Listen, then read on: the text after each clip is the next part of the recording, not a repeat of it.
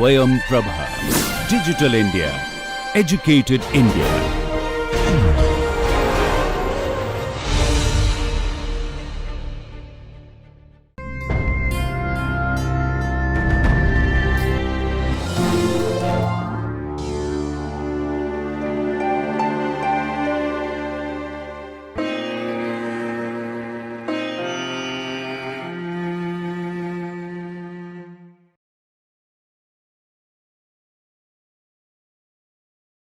I am Aparna Vedapriya, in charge professor and head of the department in the Department of Anatomy, Osmania Medical College, Hyderabad. Today's topic is facial nerve. So, when you come across a person whose face is deviated to one side and has drooling from the mouth and the tears coming down the eye, and few of the people who has vasculations over the ear with the same features of deviation of the mouth towards one side, and in few people who really have tears while they are eating. It's not that they are crying because they don't like the food, but whenever they eat food they do have tears coming down their eyes. And there are few people who cannot tolerate the normal environmental sounds like the tickling of a clock and nice music also. So, let us now see why all these symptoms occur. So, the facial nerve is the 7th cranial nerve and is a mixed nerve. It emerges from the pons at the pontomedullary junction of the brainstem and controls the muscles of facial expression and conveys taste sensations from the anterior 2/3 of the tongue. The nerves travel through the facial canal in the temporal bone and exit the skull at the stylomastoid foramen. The facial nerve also supplies the preganglionic parasympathetic fibers to several head and neck ganglia, that is the peripheral parasympathetic ganglia. The sensory root is also known as nervus intermedius because the sensory root of the facial nerve is lodged between the motor root of the facial nerve and the vestibulocochlear nerve. The functional elements and nuclei of the 7th cranial nerve. The special visceral efferent fibers which originate from the motor nucleus of the 7th cranial nerve belong to branchiomotor column. These branchiomotor fibers are destined to supply the muscles that are originating from the branchial arches. So, the muscles of the facial expression belong to 2nd branchial arch and the facial nerve is considered as a nerve of 2nd arch. So, these special visceral efferent fibers which arise from the motor nucleus of the facial nerve, they trace upwards, backwards, dorsally over the nucleus of the 6th facial nerve, causing an internal genu under the floor of the 4th ventricle, forming a facial colliculus. Then they descend downwards laterally and exit out at the pontomedullary junction related between the olive and the inferior cerebellar peduncle, forming the trunk of the facial nerve.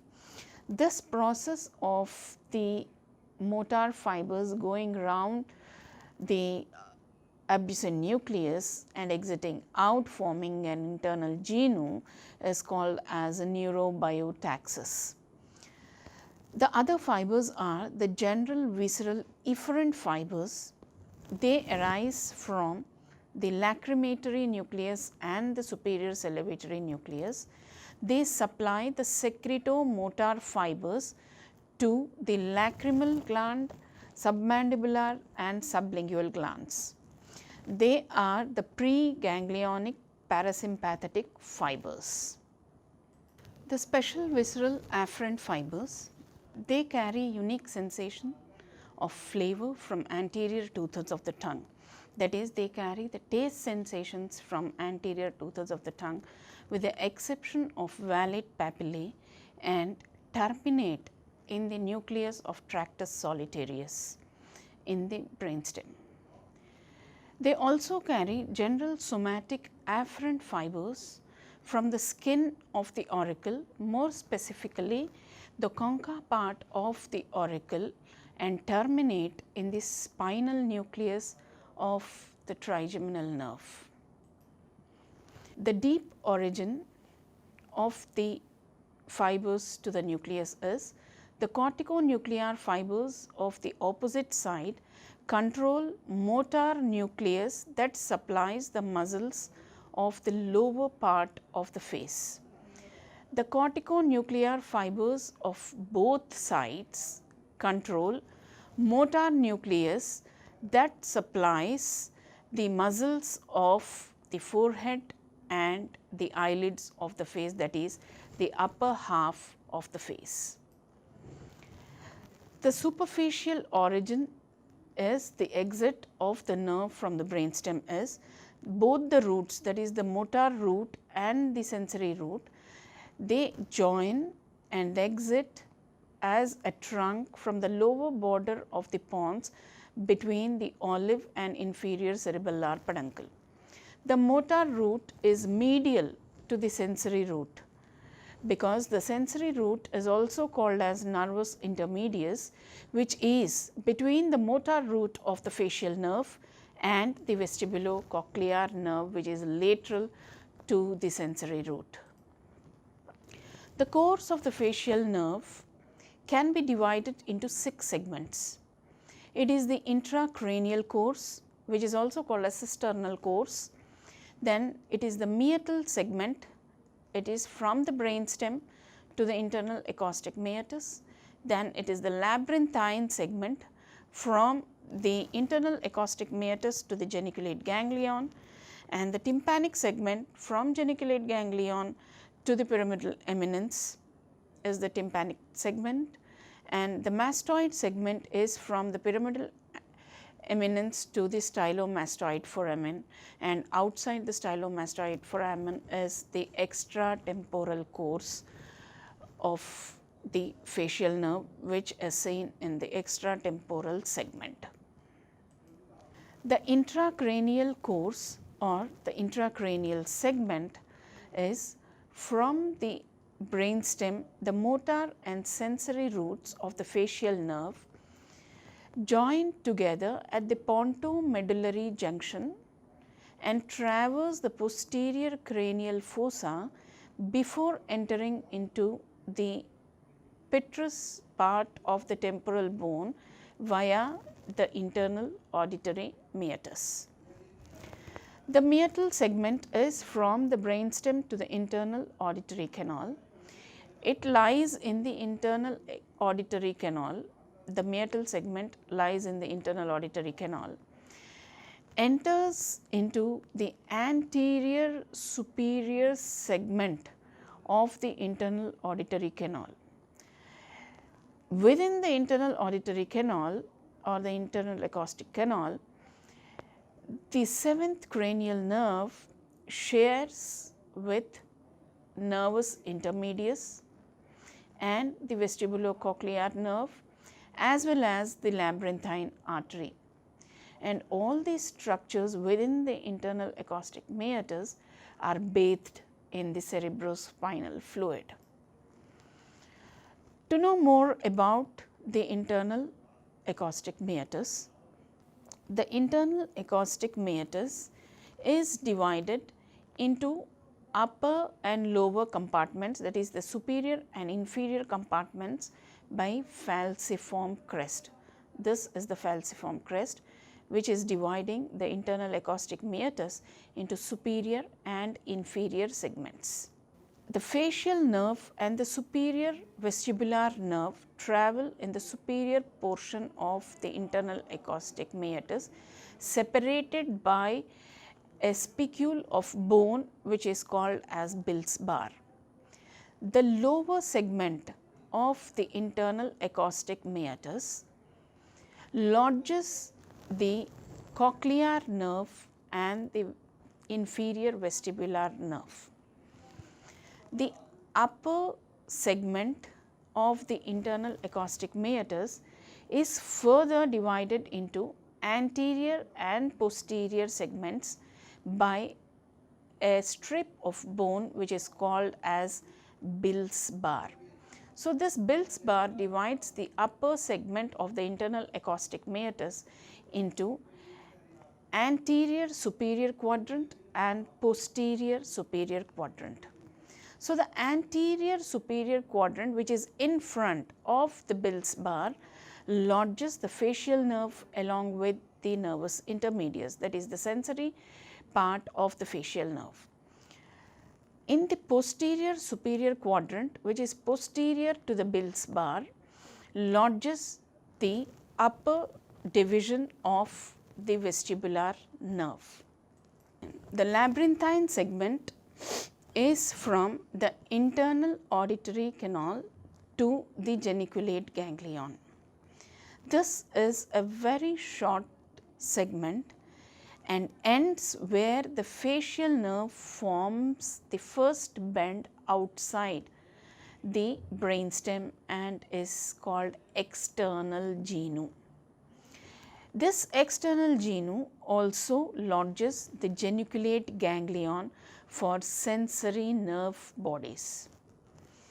From the geniculate ganglion, the first branch of the facial nerve, which is the greater petrosal nerve, arises. The greater petrosal nerve in its course forward is joined with the deep petrosal nerve to form the nerve of pterygoid canal.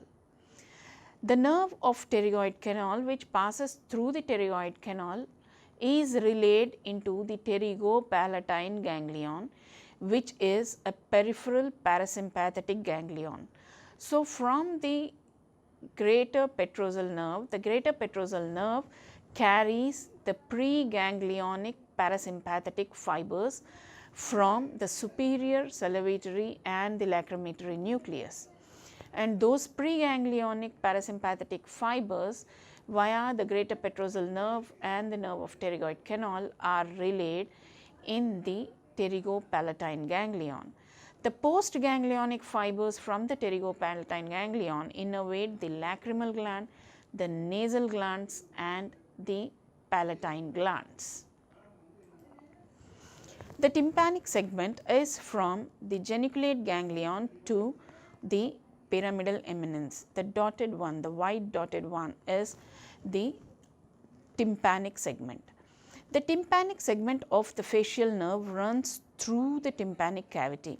This is the inside of the tympanic cavity, which demonstrate this is the promontory on which there is the tympanic plexus. This is the tympanic membrane. These are the three ear ossicles, the malleus, the incus and the stapes.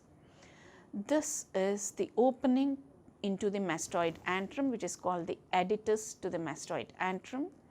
There is an elevation here, which is because of the lateral semicircular canal. So, this elevation is nothing but the facial canal, which lodges the facial nerve that is passing through the tympanic cavity, contributing for the tympanic segment of the facial nerve.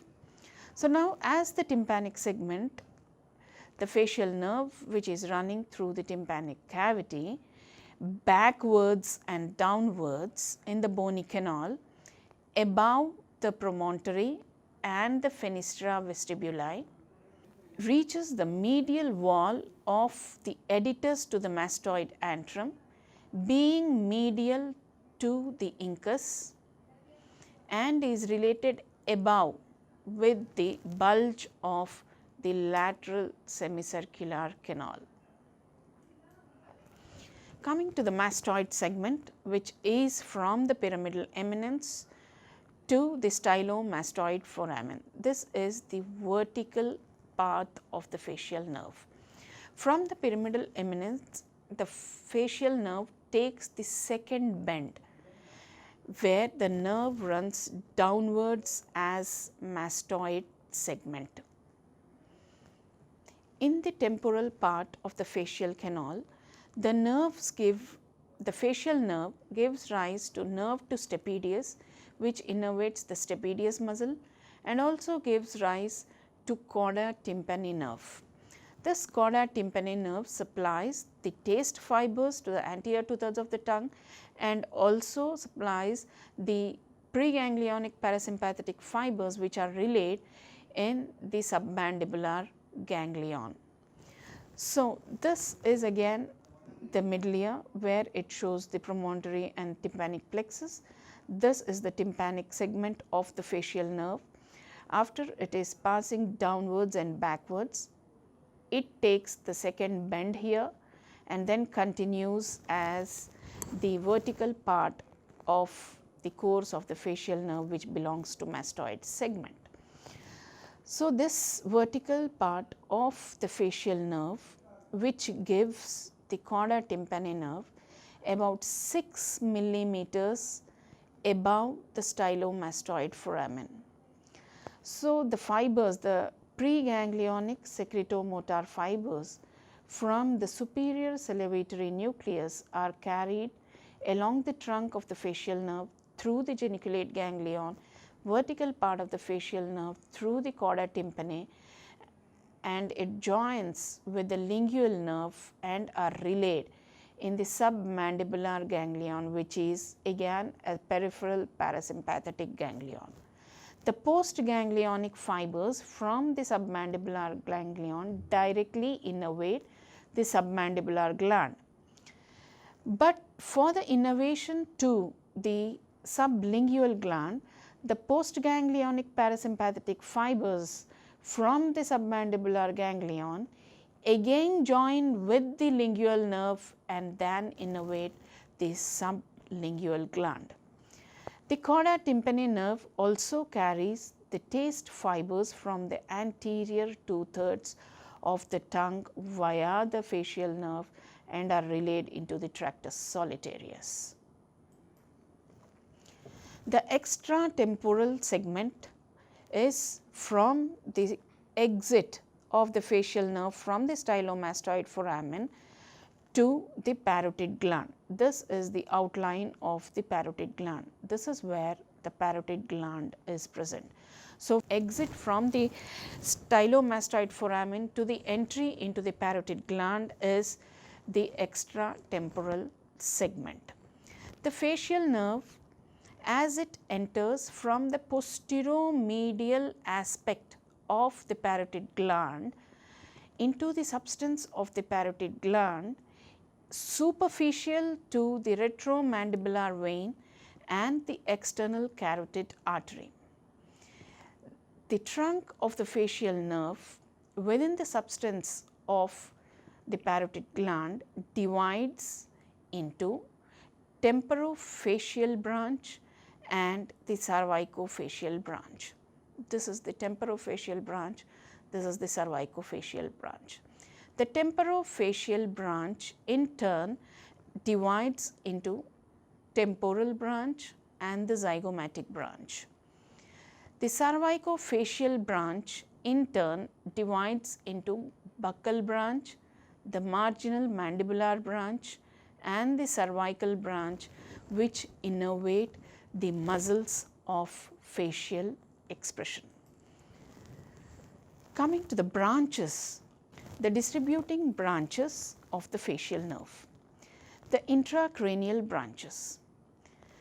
The greater petrosal nerve, which is the first intracranial branch that arises from the geniculate ganglion, which is lodged in the external genu and provides the parasympathetic innervation to several glands like the lacrimal gland, the nasal glands and the palatine glands. This nerve also includes the taste sensations from the soft palate via the lesser and greater palatine nerves. it also gives a communicating branch via the lesser petrosal nerve to the otic ganglion, which joins the chorda tympani nerve, contributing for the alternate taste pathway. It also gives another branch which joins with the sympathetic plexus around the middle meningeal artery is the external petrosal nerve. Nerve to stapedius is another intracranial branch just beneath the greater petrosal nerve, which enters into the pyramidal process which lodges the stapedius muscle and supplies it. The chorda tympani nerve also arises from the vertical part of the facial nerve intracranially about 6 millimeters above the stylomastoid foramen. This also carries the parasympathetic innervation to the submandibular and sublingual gland and carries the taste sensation fibers from the anterior 2/3 of the tongue back to the nucleus tractus solitarius. The extracranial branches. Distal to the stylomastoid foramen, as the nerve exits and before its entry into the parotid gland, it gives 3 branches, that is the posterior auricular nerve, which has its supply to the occipital belly of occipitofrontalis scalp muscle and posterior auricular muscles. The posterior belly of digastric and the stylohyoid muscles are also getting their supply from the extracranial course of the facial nerve before its entry into the parotid gland. After the facial nerve enters into the parotid gland, the 5 main branches which supply the muscles of the facial expression are the temporal branch, the zygomatic branch, the buccal branch, the marginal mandibular branch and the cervical branch. So, in detail of the branches of the facial nerve and its innervation to the muscles of facial expression. As they radiate out from the anterior border of the parotid gland, it takes an appearance of pes ancyrinus, that is the goose feet. It resembles like a goose feet. So, the first branch, which is the temporal branch, it passes upwards and forwards, supplying the auricularis superior and the auricularis anterior muscles, and it also supplies the frontal belly of occipitofrontalis and corrugator supercilii muscle and the upper part of the orbicularis oculi muscle. The zygomatic nerve supplies the lower part of the orbicularis oculi only, and the buccal branch. This buccal branch again divides into upper buccal and lower buccal. So, the upper buccal branch supplies the muscle called procerus muscle. The lower buccal branch again divides into superior and inferior trunks above and below the parotid duct. So, the branch which goes above the parotid duct supplies the nasal muscles and levator aliquinaceae muscle, levator labii superioris, levator anguli oris, zygomaticus major and minor muscles. The lower buccal branch, which passes below parotid duct, supplies the buccinator muscle and the orbicularis oris muscle. The marginal mandibular nerve, it supplies the risorius muscle, depressor anguli oris muscle, depressor labii inferioris muscle and mentalis muscle. The cervical branch of the facial nerve gives its supply to the platysma. Coming to the summary of the various fibers that the facial nerve carries are the special visceral efferent or the branchiomotor fibers. They arise from the nucleus of the facial nerve, which receives its impulses from both sides of the cerebral cortex, and these the branchiomotor fibers which pass through the motor route of the facial nerve exit out from the pontomedullary junction between the olive and the inferior cerebellar peduncle, and then courses through the facial canal within the petrous part of the temporal bone, exits out of the stylomastoid foramen, enters into the parotid gland from its posteromedial aspect. Before the facial nerve enters into the parotid gland, it gives three branches which supply the occipital belly of the occipitofrontalis by posterior auricular nerve to posterior belly of digastric and stylohyoid muscles, and then as it enters, it gives 5 branches which are the temporal, zygomatic, buccal, marginal mandibular and the cervical branches which supply the various muscles responsible for the facial expression. To trace the secretomotor parasympathetic fibers which carry general visceral efferent fibers from the lacrimatory and superior salivatory nucleus, the impulses to these nuclei are forwarded from the hypothalamus via the dorsal tegmental fasciculus. From there, the general visceral efferent fibers via the trunk of the facial nerve, they are given out through the greater petrosal nerve, then the nerve of pterygoid canal, which are relayed in the pterygopalatine ganglion. The postganglionic fibers from the pterygopalatine ganglion are giving their supply to the lacrimal gland, the nasal glands and the palatine glands. The general visceral efferent fibers which run through the chorda tympani nerve are relayed in the submandibular ganglion and have their supply given to the submandibular gland and the sublingual gland.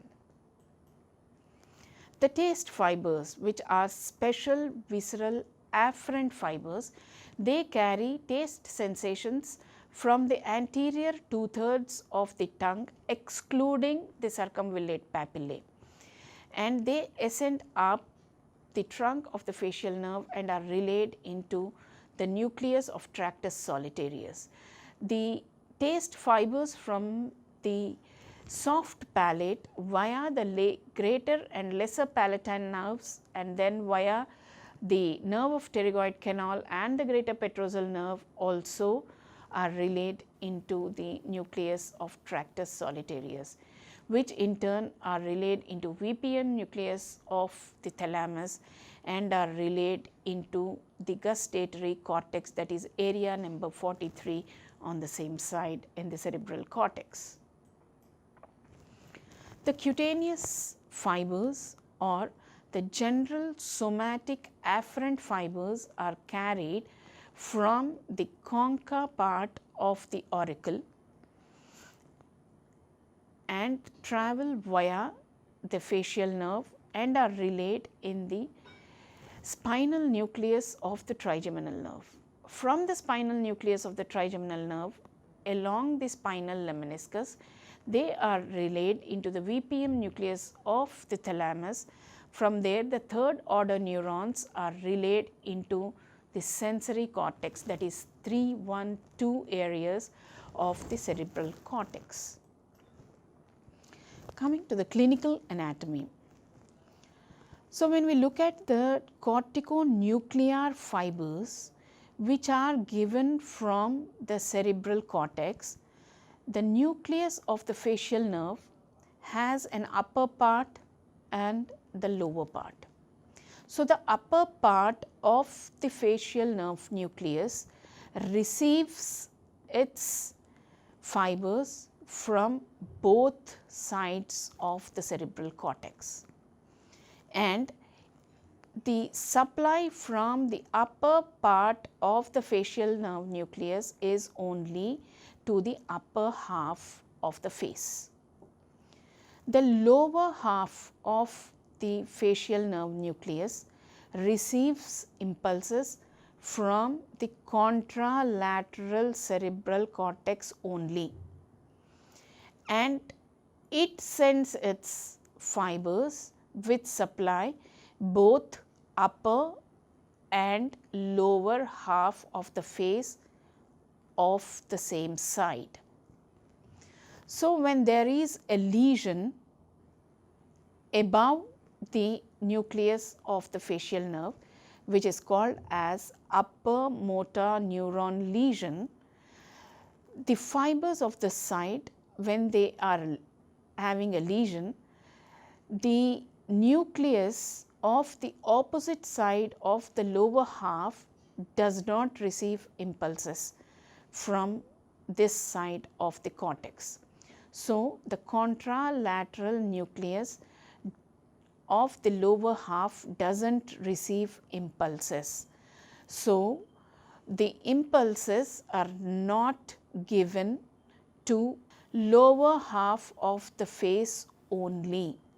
That is because the upper half of the face receives impulses from both upper and lower part of the nucleus, which has its impulses from both the cerebral cortex. So, in upper motor neuron lesion, the facial palsy is seen on the contralateral lower half of the face. In the lower motor neuron lesion, that is when the nerve is injured or the lower half of the nucleus of the facial nerve is injured, then both the upper and the lower parts of the face on the same side show the signs and symptoms. So, the lower motor neuron lesions affect the ipsilateral side of the face, and the upper motor neuron lesion affects the contralateral lower half of the face. So, this facial palsy is known as Bell's palsy. So, what are the signs and symptoms that are seen in Bell's palsy, which may be due to trauma or any compression of the facial nerve? So, there is rapid onset of mild weakness and total paralysis on one half of the face. There is difficulty in closing eyelids because orbicularis oculi is paralyzed on that side. Irritation of the eye because the eye becomes dry as the eye cannot close. Changes in the amount of tears and saliva are also caused because of the facial nerve supplying the lacrimal gland and submandibular sublingual glands.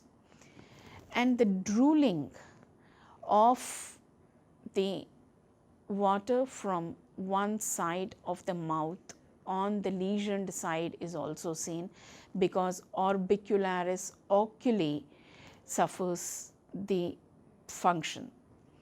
The drooping in parts of the face such as one side of the mouth because of loss of facial expression is also seen. There is loss of nasolabial fold is also seen. So, the mouth is shifted on to the normal side. There is loss of wrinkles on the forehead on the affected side because of corrugator supercilii muscle is paralyzed. The affected ear may cause sensitivity to sound because of the nerve to stapedius that is being injured also. Pain in front and behind the ear is also seen. All this together appear like a mask-like appearance to the face. So, these are all the symptoms that can be seen in Bell's palsy. So, to look at the lesions of the facial nerve, when the facial nerve is damaged, after it exits out of the stylomastoid foramen, only the Bell's palsy symptoms are seen. If the lesion is in the vertical part of the facial nerve intracranially above the origin of the chorda tympani nerve, then the salivations of the submandibular and sublingual glands are hampered, and the taste sensations that are carried from the anterior 2/3 of the tongue are also affected. And the sensations from the concha, that is the somatic sensations from the concha, are also affected. In lesion number 3, which is above the pyramidal eminence, the symptoms that are seen are Bell's palsy plus loss of taste sensations and loss of salivation and loss of sensations from the ear auricle, and there will be loss of the supply to the trapezius muscle within the pyramidal eminence, which leads to hyperacusis, where a person will not be able to tolerate the normal environmental sounds. When the lesion is at 4, that includes the Bell's palsy, loss of taste sensations and the salivations of submandibular, sublingual gland, and there is hyperacusis that is seen, and there is loss of cutaneous sensations from the auricle, and also there will be loss of the lacrimation from the lacrimatory gland, and there will be loss of the secretions from the nasal mucosa and the palatine glands, and there is loss of taste sensations that are appreciated from the soft palate also, because of the involvement of the greater petrosal nerve and is at the geniculate ganglion. If there is any lesion at lesion number 5, all these symptoms are presented along with the injury to the 8th cranial nerve also, because through the internal acoustic meatus, the 8th cranial nerve also accompanies the facial nerve. And when the injury is at the 6th place, that is in the brainstem, which involves the abducent nucleus also, all these features plus the lateral rectus, which is supplied by the abducent nerve, is also paralyzed. So, there is medial squint with horizontal diplopia is also seen. Along with all the above features, there are few syndromes which are called as Ramsay-Hunt syndrome, where the sensory part of the facial nerve, that is the geniculate ganglion which lodges the sensory neurons, is infected by herpes zoster infection. So, the sensory areas where the general somatic afferent fibers are carried will be shown a vesicular lesions in the concha of the ear, along with the other features like hyperacusis, reduction of lacrimation and salivation, and loss of sensations from the anterior 2/3 of the tongue, and the whole ipsilateral palsy, that is the Bell's palsy. So, along with all these lesions, there are vesiculations on the concha of the ear that are seen in the Ramsay-Hunt syndrome, because the geniculate ganglion gets infected by herpes zoster virus infection. Because of the injury to the nerve to stapedius, there is hyperacusis that is experienced by that person, where there is intolerance to normal ordinary sounds like nice melodious music, ticking of the clock, and routine environmental sounds. Even the whisper to such type of people is heard as a very loud noise. The crocodile tears syndrome, or gustatolacrimally reflex, or it is also called as paroxysmal lacrimation. This is what is seen in person, where there is lacrimation that is seen when a person is having his food. This is a clinical condition characterized by paroxysmal lacrimation during eating.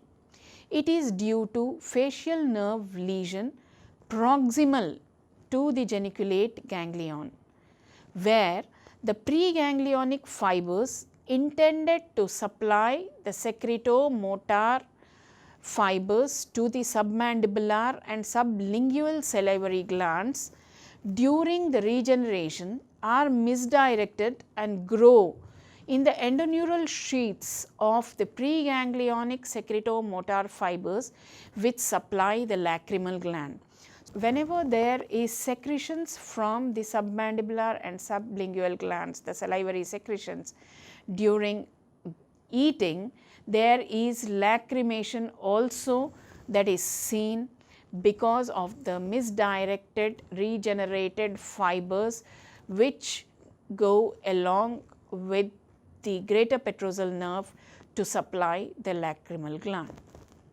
So, when there is injury to the facial nerve, the main signs and symptoms that are seen are in the face, and that causes facial palsy, which is called as Bell's palsy.